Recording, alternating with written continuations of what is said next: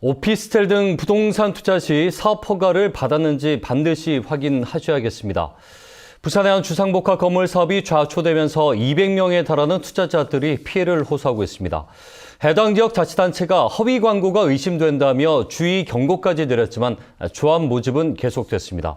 조합원들은 뒤늦게 돈을 돌려받기 위해서 소송까지 걸었지만 이미 수십억 원의 피해를 본 뒤였습니다. 저 소식 김아란의 기자 보도입니다. 이 여성은 2020년 한 임대주택 광고를 보고 수천만 원을 투자했습니다. 협동조합에 가입하고 돈을 내면 오피스텔을 분양해준다는 내용이었습니다. 하지만 1년이 지나자 협동조합이 갑자기 해산 절차를 밟았고 투자금도 돌려받지 못했습니다. 돈이 되면은 아파트 분양받고 안 되면은 그 돈을 돌려주겠다는 거예요. 자꾸만 이제 미루고 입주가 안 되고.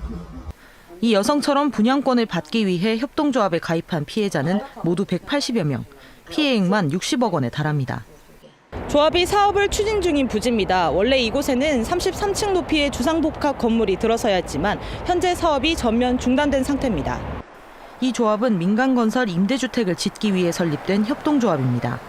담당 자치단체인 부산 북구는 2020년 해당 부지에 북구청 소유 토지가 있어 보완이 필요하다며 이들이 낸 모집 신고서를 받아들이지 않았습니다. 하지만 이들은 조합원 모집을 계속했고 1년이 지나자 사업을 지역주택조합으로 바꾸자며 조합원들을 설득했습니다.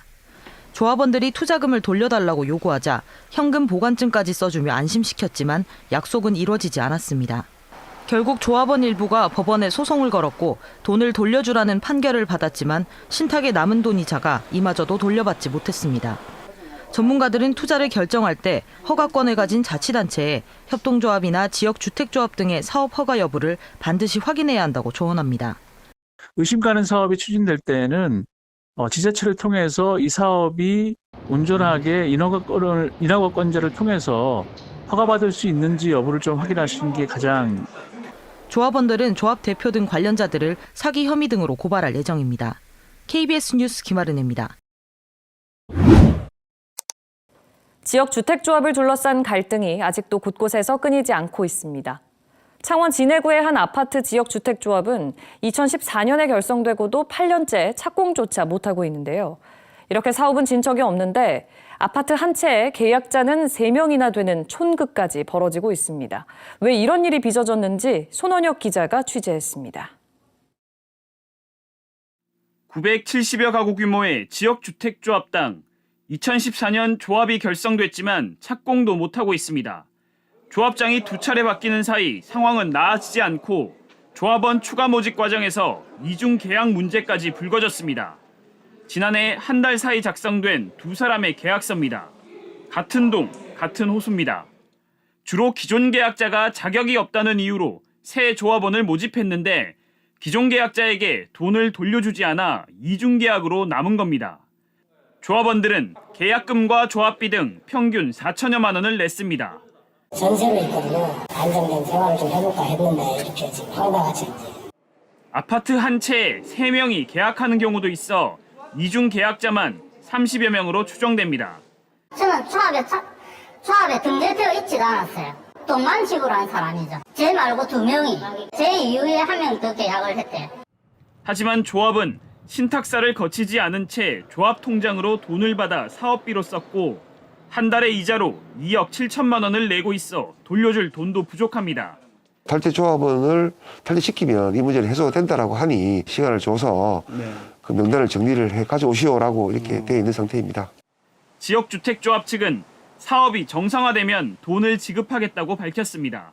이자부터 해서 모든 필수 사업비가 나가지 않습니까? 지출이 다 된 상태에서 PF가 되면은 다 돌려줄 수가 있는 그 자금이 다 마련되어 있거든요. 경찰은 피해를 주장하는 조합원들의 고소장을 접수해 사기 혐의가 있는지 수사하고 있습니다. KBS 뉴스 손원혁입니다. 시청자 여러분의 제보로 만드는 제대로 보겠습니다. 오늘은 내 집 마련의 꿈을 갖고 거액을 투자했다 떼일 위기에 놓인 지역주택조합 가입자 이야기입니다. 곧 착공에 들어간다는 시행사 말을 믿고 투자했는데 사실이 아니었다며 조합원들이 시행사 측을 고소했는데요. 제보자의 사연과 어떤 점을 주의해야 하는지 박영민 기자가 취재했습니다. 오래된 빌라가 모여있는 서울의 한 주택가. 백기수 씨는 2년 전 시세보다 저렴하게 이곳에 들어설 새 아파트에 입주할 수 있다는 말에 5천만 원을 내고 지역주택조합에 가입했습니다. 그날 지정을 안 하면 노열층이 거의 사라질 정도로 지주분들도 많이 가입을 했다고 그래서 좀 급하게. 사업 부지를 이미 절반 정도 확보한 상태라 곧 착공에 들어간다는 말을 믿은 겁니다. 다 매입이 됐잖아요. 그리고 땅이 지금 50.5%가 끝났어요. 하지만 이 말은 사실과 달랐습니다. 관할 지자체가 사업 예정 부지에 대한 토지 확보 비율을 조사한 결과 지난 1월 말 기준 16% 수준이었습니다. 시행사 측은 사업이 무산될 경우 수수료를 뺀 돈을 돌려준다며 안심보장 증서라는 것도 발급해줬지만 종이 조각에 불과했습니다. 지금 자금이 없어서 자금 마련을 하고 있으니까 조금만 기다려달라 이러면서 또 한 달을 끌더라고요. 그래서 결국에는 돈도 못 받았고. 조합원 270명이 지금까지 낸 계약금은 모두 150억 원가량. 이 가운데 130명은 지난달 시행사 대표와 조합 추진위원장 등을 사기 등의 혐의로 검찰에 고소했습니다. 이에 대해 시행사 측은 일부 조합원이 의도적으로 사실관계를 왜곡하고 있다면서 토지 매입과 환불 조치도 정상적으로 진행되고 있다고 주장했습니다.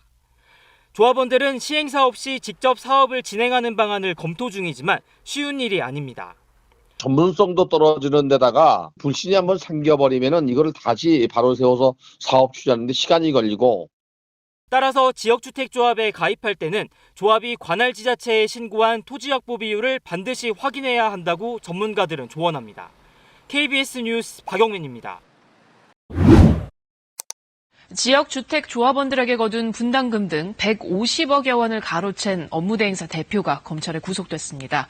빼돌린 조합 자금은 주식 투자나 경마와 유흥비 등으로 썼습니다. 박진수 기자가 보도합니다.